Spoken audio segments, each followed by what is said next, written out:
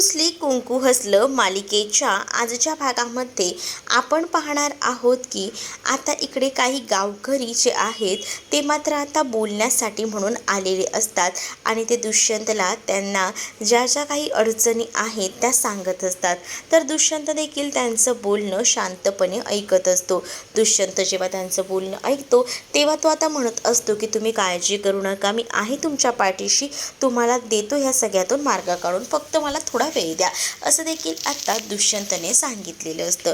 दुष्यंत जेव्हा आता हे सगळं काही बोलतो तर दुसरीकडे मात्र आता पाहायला मिळत असतं की जो समर असतो ना त्याने बाळाचा पोस्टर आपल्या पायाखाली चिरडायला घेतलेला असतो. तो पोस्टर पार तो चिरडून टाकतो आणि हे सगळं काही दुष्यंत लांबून पाहतो. दुष्यंत जेव्हा हे सगळं काही बघतो ना तेव्हा मात्र दुष्यंतला राग येत असतो. दुष्यंत जरी घरापासून लांब राहत असला तरी सुद्धा दुष्यंतला या सगळ्या गोष्टी त्रासदायक वाटत होत्या आणि त्याचसाठी दुष्यंत आता विचार करत होता की काही झालं ना तरी सुद्धा आता आपण आपल्या आईसाठी बघायला हवं काय घडतं आहे ते. आणि म्हणूनच ना तो आता लगेचच तिथे जातो आणि तू हे सगळं काय करतोय, मान्य आहे तुला माझ्या आईबद्दल राग आहे, माझ्या आईनं तुझं काहीतरी नुकसान केलेलं असेल, पण त्यासाठी तू हे सगळं काय करतोय, मी तुला मदत करायला तयार आहे, काय झाले ते मला सांग, असंही आता दुष्यंत विचारत असतो. त्यावर मात्र तू काय करणार आहेस रे, मला राणीचा राजकुमार बनतोयस का, मला माहिती आहे तुझ्याच्याने ना काही शक्य नाही आहे, त्यामुळेच मी तुला सांगतोय की माझ्या हातपेक्षा 4 हात लांब राहा, असं देखील आता इकडे समर तोंडाला येईल ते दुष्यंतला बोलत असतो. दुष्यंत तरी सुद्धा शांतपणाने त्याच्याशी बोलण्याचा प्रयत्न करत असतो. त्याला म्हणत असतो की काय झालं आहे, बोल माझ्याशी, माझ्यासोबत राहा, मी तुला सगळं काही सांगतो, मला सांग ना कुठे काय झालं आहे भावा, असं बोलून त्याच्या अंगाला हात लावत असतो. पण त्यावर आता समर संतापतो आणि समर म्हणत असतो की मला हात लावायचा नाही, मी पहिलेच सांगतोय, मला जराही हात लावायचा प्रयत्न करायचा नाही, असंही आता तो म्हणत असतो. जेव्हा हे सगळं काही तो बोलतो तेव्हा मात्र आता दुष्यंत म्हणत असतो की अरे भावा, पण तुला काहीतरी त्रास आहे म्हणून मी तुला म्हणतोय ना, काय प्रॉब्लेम आहे तो सांग. पण आता समर तर ना आता डायरेक्टच बाळजाबाईंबद्दल विचित्र बोलायला सुरुवात करतो आणि न राहून आता दुष्यंतचा इथे तोल जातो. दुष्यंत आणि त्याचबरोबर समरमध्ये आता खूप जास्त हाणामारी होऊ लागते. समर आणि दुष्यंतमध्ये जेव्हा हाणामारी होत असते तेव्हा मात्र आता दुष्यंतही शांत बसत नाही. दुष्यंतही आता खूप जास्त चिडलेला असतो आणि तो आता समरला धुतो आणि इकडे आता कृष्णा ही घरी गेलेली असते समरच्या आणि त्याचबरोबर समरच्या आईला ती भेटते. अनुसयाला जेव्हा ती आता बघते तेव्हा अनुसया म्हणते की काय गं, तू तर गाव सोडून जाणार होतीस ना. त्यावर नाही, गाव सोडून जाण्याचा निर्णय घेतला होता, पण काय नाही यांचं इथंच काम आलं म्हणून मग आम्ही कॅन्सल केलं जायचं बाहेर. मग आता ही जेव्हा गोष्ट कळते ना तेव्हा मात्र आता अनुसया म्हणते की आम्हाला असं वाटलं की आमची साथ सोडून तर तू निघून गेलीस ना, म्हणूनच आम्हाला टेन्शन आलं होतं.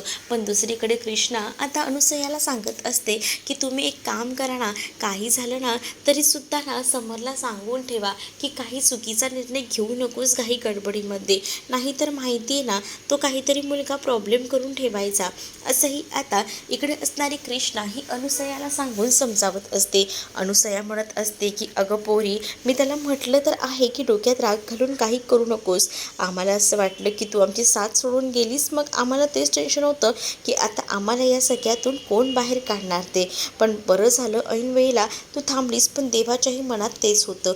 मग आता इथे अनुसया आणि कृष्णा बोलत असतात आणि त्याच वेळेला कृष्णाला अनुसया म्हणत असते की अगदीच नवऱ्यासाठी आपण कुठेही राहायला तयार होतो ना, तसंच तुझं झालंय, काय करशील आता, पण आता या गावात राहणार आहेस नाही, ऐकूनच मला बरं वाटलं, जरा धीरही आला, असं देखील आता ती म्हणत असते. जेव्हा या सगळ्या गोष्टी ती बोलते ना तेव्हा कुठे जाऊन इथे असणाऱ्या कृष्णाला बरं वाटतं. कृष्णा म्हणत असते की बरं ठीक आहे, चालेल, तुम्ही म्हणताय तसं आपणही विचार करूया काय घडतं आहे त्याचा. मला म्हटलंय की गावातच इथे कुठे जातो, पण तू काळजी करू नको, समर काही चुकीचं पाऊल उचलणार नाही, असंही आता अनुसया कृष्णाला सांगत असते. तेवढ्यातच ना आता कृष्णाच्या फोनवर फोन आलेला असतो बघण्याचा आणि तो सुद्धा व्हिडिओ कॉल. ती विचार करते की ह्याने का व्हिडिओ कॉल केला असेल आणि म्हणूनच ती आता कॉल रिसीव करायचं ठरवते. जेव्हा ती आता कॉल रिसीव करते तेव्हा मात्र आता इकडे असणारा हा बबण्या हा सांगू लागतो की अगं कृष्णा तू कुठे आहेस, इथे खूप मोठा प्रॉब्लेम झाला आहे, दाजींचा खूप मोठा मॅटर झाला हे बघ ना. आणि असं बोलून तो बॅक कॅमेराने समर आणि दुष्यंतची चाललेली भांडणं दाखवतो. आणि जेव्हा हा व्हिडिओ कॉलवर जेव्हा इकडे असणारी कृष्णा बघते तेव्हा मात्र कृष्णाला धक्का बसतो. कृष्णा म्हणत असते की हे सगळं काय आहे, समर जे काही करतोय ते चुकीचं करतोय. अनुसयासुद्धा म्हणते की हे अगदीच चुकीचं आहे, काय गरज होती या पोराला एवढी घाई करून जायची, खरंच ना. मग आता दुष्यंत सरकारसने वाचवायला हवं, दोन्ही भावांमध्ये भांडणं नको असाही विचार ना आता मनामध्ये कृष्णाच्या येत असतो. आणि म्हणूनच कृष्णा मागचा पुढचा विचार न करता लगेचच तिकडनं आता बाहेर पडलेली असते. जेव्हा आता कृष्णा तिकडनं बाहेर पडते तेव्हा मात्र अनुसया म्हणते की आता आमचं खरं रूप या कृष्णासमोर यायला नको, नाहीतर प्रॉब्लेम होऊ शकतो असंही ती आता म्हणत असते. दुसरीकडे दुष्यंत आणि समरमध्ये इतका राडा होत असतो ना की दोघं एकमेकांच्या अगदी जीवावर उठलेले असतात. समरही दुष्यंतला सोडत नसतो, तर दुष्यंतचाही राग अनावर झालेला असतो. आणि दुष्यंतही आता खूप जोरजोरात असतो आणि तो जोरजोरात येऊनच आता मारायला सुरुवात करतो. हे सगळं लांबून बबण्या बघत असतो, पण यामध्ये तो बिलकुलही जात नाही. आता दुष्यंतची ताकद त्या समोर कमी पडत असते असंच वाटत असतं, कारण समरला अक्षरशः दुष्यंतच्या अंगावर धावून धावून चाललेला असतो. मग आता समरला दुष्यंत थांबवायचा प्रयत्न करत असतो, पण काही केल्यानं हा समर ऐकायला तयार नसतो. दुष्यंतला जोरात तो मागे ढकलतो. दुष्यंतला आता थोडाफार त्रास होत असतो, लागलेलं असतं. आणि म्हणूनच दुष्यंत आता हळू असतो, पण दुष्यंतला आता तो लाथा वगैरे मारून ना तिथे जखमी करतो.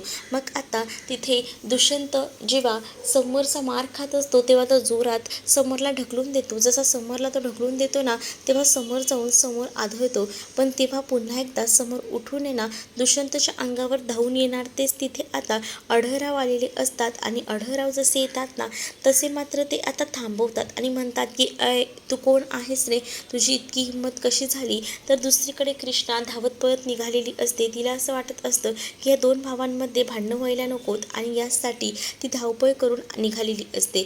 पण दुसरीकडे मात्र आता पाहायला मिळतं, जेव्हा अढळराव बोलत असतात की तू कोण आहेस रे, तेव्हा मात्र आता हा जो समर आहे तो सांगून टाकतो की मी तुमचाच मुलगा अढळरावांचा मुलगा आहे, माझं नाव समर अढळराव रांगणे पाटील असं आहे, असं देखील आता तो म्हणत असतो. जेव्हा हे सगळं काही तो बोलतो ना तेव्हा मात्र तिथे असणाऱ्या दुष्यंतला धक्का बसतो. खरं तर हे सगळं काही समरला पडलेलं स्वप्न असतं की तो अढळरावांना त्याची खरी ओळख सांगत आहे ते. जेव्हा आता अढळराव त्याच्या समोर उभे असतात तेव्हा त्याला विचारतात की ए मुला, तुझा काय प्रॉब्लेम आहे नेमका. त्यावर मात्र अढळरावांना तो म्हणत असतो की तुम्ही या सगळ्यामध्ये पडू नका, जे काही आहे ना ते आमचं 1 on 1 आहे. पण आता मात्र तिथे मध्ये पडूनच ना ते विचारत असतात की काय घडलं आहे ते तरी सांग, पण आता मला ना ह्याला मारायचं आहे, तुला त्याला मारायचं असेल ना तर आधी मला सामोरं जावं लागेल, असं देखील अढळराव समरला बोलत असतात. समर आता अढळरावांना त्यांना सुद्धा ढकलायचा प्रयत्न करतो. आणि जेव्हा समर अढळरावांना ढकलून देतो ना तेव्हा अढळरावांना थोडं लागलेलं असतं, कारण समरचा हात आहे ना हा एकदम रागारागात उठलेला असतो. त्याला आता इतका राग येतो की तो अढळरावांना ढकलतो. अढळराव लगेच जाऊन येत ना दुष्यंतच्या अंगावर पडतात, तर दुष्यंतसुद्धा त्यांना सावरतो. जसं आता दुष्यंत त्यांना सावरतो ना त्यांच्या ओठातनं रक्त येत असतं. मग दुष्यंतला हेही बघवलं जात नाही. दुष्यंत विचार करतो की हे सगळं काय आहे. मग आता दुष्यंत चिडतो आणि दुष्यंत जो आहे तो अढळरावांना बाजूला उभं करतो. तर त्यानंतर आता दुष्यंत रागारागाने गेलेला असतो आणि तो डायरेक्टच आता समरला अगदी लोळवून मारतो, कारण याआधी समोरच्या समोरच ना आता हे दिसत होतं. पण आता मात्र या सगळ्या गोष्टी ज्या आहेत ना त्या भलत्याच घडत चाललेल्या असतात आणि त्यामुळेच ना आता नुसता संताप झालेला असतो. आणि म्हणूनच दुष्यंत समरला फार लोळवून मारत असतो. आणि हे सगळं बघून ना इकडे मात्र अढळराव म्हणत असतात की पोरा सोड त्याचा जीव जाईल, असं बोलून ते दुष्यंतला या सगळ्यातून बाहेर काढायचा विचार करत असतात. आणि दुष्यंत मात्र रागाच्या भरात त्याच्या अगदीच मानगुटीवर बसलेला असतो आणि तो म्हणत असतो की तुला जे काही करायचं आहे ना ते माझ्या बाबतीत कर, माझ्या आईवडिलांच्या मध्ये यायचं काम नाही, असं देखील आता दुष्यंतचं म्हणणं असतं. दुष्यंत हे सगळं काही त्याला बोलत असतो आणि त्याच वेळेला आढळरावांना खूप बरं वाटत असतं की या सगळ्यामध्ये का होईना माझा मुलगा माझ्या पाठीशी उभा राहिला. दुसरीकडे आढळराव जे आहेत ना ते समोरचं बोलणं ऐकतच राहतात, कारण समरने ना आता सांगितलेलं असतं की तू काय मला हलक्यात घेतोय का. आणि समर आता म्हणत असतो की त्या बाळजाला तर मी सोडणार नाही, त्या बाळजामुळे हे सगळं झालेलं आहे आणि मग काय त्या बाळजाला सोडायला मी काय मूर्ख आहे का, असं देखील आता समर म्हणत असतो. पुन्हा एकदा दुष्यंत तापतो आणि म्हणत असतो तुला मी म्हटलंय माझ्या आईचं नाव घेऊ नकोस, जे काही आहे ना ते माझ्याशी बोल, डायरेक्ट माझ्याशी. पण आढळरावांना सुद्धा कळत नसतं की बाळजाबद्दल ह्याला इतका राग का आहे आणि म्हणूनच आढळराव आता जात असतात. पण दुष्यंत आता आढळरावांना म्हणतो की तुम्ही एकटे जाऊ नका, मी तुम्हाला सोडतो. आणि असं बोलून तो आता आढळरावांच्या गाडीतच स्वतः ड्रायव्हिंग सीटवर बसतो आणि तो आता त्याला सोडायला घरी जायला निघालेला असतो. आणि त्याच वेळेला दुष्यंत आपला स्वतःचा रुमाल आढळरावांना देतो आणि आढळराव त्या रुमालाने रक्त पुसत असतात. इकडे मात्र आता समर हा खुनशी हसत असतो. आता सुटलायस पण नंतर सुटणार नाही, कारण या रांगणे पाटलांच्या नादाला लागायचं नाही, असं काहीसं आता या समरचं म्हणणं असतं. आणि समर अगदीच ना आवेगात बोलत असतो. पण दुसरीकडे जेव्हा गाडीने घरी लोकही जात असतात तेव्हा मात्र तो कोण आहे, तो त्याला ओळखतोस का, असं देखील आढळराव दुष्यंतला विचारतात. दुष्यंत म्हणतो मलाही माहीत नाही, तो आईबद्दल खूप काही बोलत होता आणि त्यामुळेच ना मला असं वाटलं की एकदा त्याच्याशी बोलावं आणि म्हणूनच मी त्याच्याकडे गेलो होतो, असंही आता म्हटलं जातं. मग जेव्हा ह्या सगळ्या गोष्टी बोलल्या जातात तेव्हा आढळरावांना दुष्यंत म्हणतो की हे सगळं झालं म्हणूनच मी तुमच्या पाठीशी होतो, बाकी काही चुकीचा गैरसमज करून घेऊ नका मनामध्ये, असंही आता दुष्यंत बोलत असतो. दुष्यंत जेव्हा हे सगळं बोलतो तेव्हा आढळराव शांत असतात. त्यांच्यासाठी तेवढे 2 शब्द का होईना दुष्यंतने आपल्यासाठी काढलेत हेच खूप मोठं असतं. आता कृष्णा तिथे असणाऱ्या समरची कॉलर धरते आणि समरला म्हणते की तुझी हिंमत कशी झाली दुष्यंत सरकारांना हात लावायची, मी तुला म्हटलं होतं ना तुझे जे काही अधिकार आहेत ते मिळवून देईल, पण तू हे सगळं केलंय ना ते खूप चुकीचं केलंय. बबण्यासुद्धा तिथे येतो. बबण्याला आता कृष्णा म्हणते की हाच तो आहे ना, मग बबण्या म्हणतो की हाच दाजींसोबत भांडत होता. मग आता अजूनच ती घट्ट कॉलर धरून त्याला लास्टची वॉर्निंग देते आणि म्हणते पुन्हा जर दुष्यंत सरकारांच्या नादी लागलास ना तर लक्षात ठेव माझ्यापेक्षा वाईट कोणीही नसेल. पण आता इथे समोर म्हणतो की जे काही झालं ते सगळं काही रागाच्या भरात झालं, मला हे सगळं करायला नको होतं, खरंच सॉरी. आणि असं बोलून ना आता तो तिला शांत करायचा प्रयत्न करत असतो.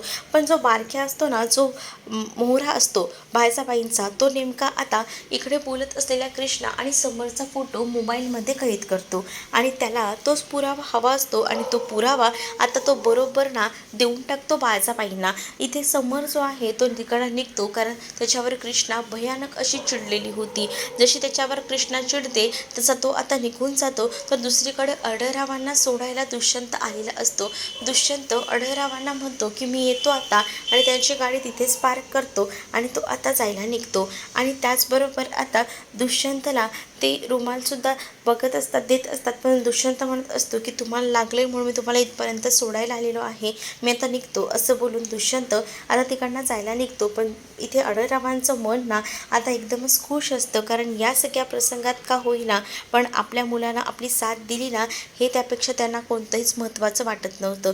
दुसरीकडे आता जेव्हा दुष्यंत तिकडनं नुकता केलेला असतो तेव्हाच ना तिथे आता बायजा आलेली असते आणि बायजा तिथे येऊन दुष्यंतला बद्दल विचारत असते की आता दुष्यंत इथे आला होता का. ती आढळरावांना म्हणते. आढळराव म्हणतात की हो माझा मुलगा मला सोडायला आला होता, शेवटी रक्तच रक्तासाठी धावून येतं, अगदी तसंच झालं, माझ्या तोंडातनं जरा रक्त काय निघालं, माझा मुलगा माझ्यासाठी धावत इथपर्यंत आला आणि वर तो मला म्हटलासुद्धा की मी तुम्हाला सोडायला येतो, आणि असं बोलून तर इथपर्यंत सोडायला आला. बाकी काही म्हण पण या सगळ्यामुळे ना माझं आणि दुष्यंतचं नातं पुन्हा पहिल्यासारखं फुलायला लागले, हे बघूनच ना मला बरं वाटलंय, असं देखील बाळजाला आता आढळराव सांगत असतात. जेव्हा बाळजाला आढळराव हे सगळं काही बोलतात ना तेव्हा मात्र बाळजा खूप जास्त टेन्शनमध्ये आलेली असते. तिला आता समजत नसतं की काय करावं या सगळ्यावर, म्हणूनच ती थोडी बेचैन झालेली असते.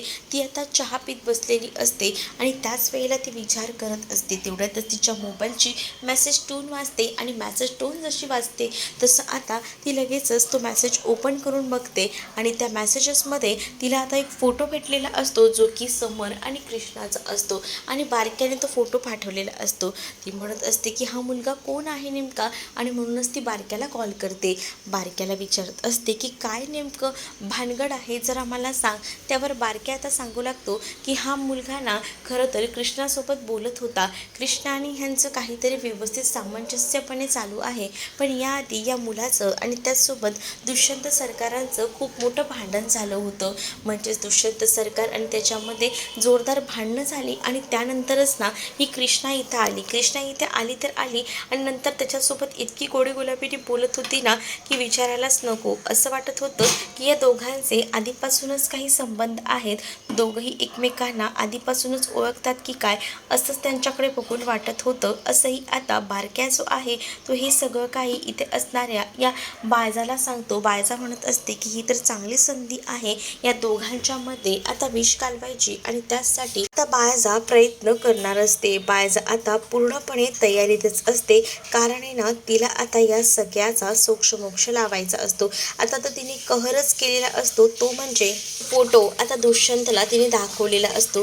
दुष्यंतला जसा ती फोटो शेअर करते, दुष्यंतला त्याच्यासोबत ती रेकॉर्डिंगही पाठवते आणि दुष्यंतला म्हणत असते की तुला तुझ्या बायकोवर लय विश्वास आहे ना आणि त्याचसाठी माझ्या विरोधात जाऊन तू घर सोडून निघून गेलास ना, पण तुझी बायको तुझ्या मागले काय करते हे माहिती का तुला, आणि तुला त्याचा फोटोही मी पाठवला आहे. आणि असं बोलून तिने आता फोटो पाठवलेला असतो कृष्णा आणि समरचा एकत्र उभं राहिलेला. मग समरला जेव्हा तो झूम करून बघतो तेव्हा समरला बघून ना त्याच्या लक्षात येतं की हे काय चाललं आहे. बापरे, म्हणजेच हा मुलगा ह्याचं माझ्यासोबत भांडण झालंय, तोच मुलगा कृष्णासोबत नक्की काय आहे हे याचा विचार ना तो करू लागतो. तो फोटो अगदी झूम करून करून पाहत असतो. त्याला त्याच्या डोळ्यांवर विश्वास बसत नसतो की हा माणूस माझ्यासोबत आता भांडत होता आणि हाच माणूस कृष्णासोबत बोलत उभा आहे. म्हणजे आता त्याला डाऊट येत असतो की कृष्णाचा जो मित्र आहे तो हाच आहे का, आणि म्हणूनच तो थोडा आता विचार करू लागतो. तर दुसरीकडे पुढील भागामध्ये आपल्याला आता पाहायला मिळत असतं की जेव्हा आता कृष्णा घरी येते तेव्हा दुष्यंत कृष्णाला म्हणत असतो की मला तुझा मित्र भेटला होता. त्यावर कृष्णाही चकित होते की दुष्यंत असं का बोलत आहे. तर दुसरीकडे आता बायजाबाईंना भेटायला गेलेला असतो, तो म्हणजे आता समर. खरं तर बायजाबाईंनी त्या बारक्याला सांगितलेलं असतं की जी सगळी माहिती शोधून काढायची. मग आता जेव्हा समर आणि बायजाबाई समोरासमोर येतात त्याच वेळेला मात्र आता बायजाबाई मुद्दामून कृष्णा आणि त्याचसोबत दुष्यंत आणि इथे समरमध्ये भांडणं लावायचा प्रयत्न करत असतात. समरला आपल्या बाजूने ओढायचा प्रयत्न करतात, पण समर कसला ऐकतोय. समर त्या बायजाबाईला सरळ म्हणतो की आपण एकदा हात कामाशी घेतलं ना तर बघा मग आपल्या अंगात आहे ना खानदानी रक्त आहे, खानदानी. असं म्हटल्यानंतर आता बायजा रागातच त्याच्याकडे पाहू लागते. खानदानी रक्त म्हणजे नेमकं ह्याला म्हणायचं काय आहे असाही विचार ना आता बायजा करू लागते. तर तुम्हाला हा भाग कसा वाटलाय कमेंटमध्ये मला नक्कीच सांगा आणि अशाच नवनवीन भागांसाठी आपल्या चॅनलला सुद्धा सबस्क्राईब करायला विसरू नका. चला तर मग भेटूया पुढच्या भागामध्ये. तोपर्यंत टाटा बाय.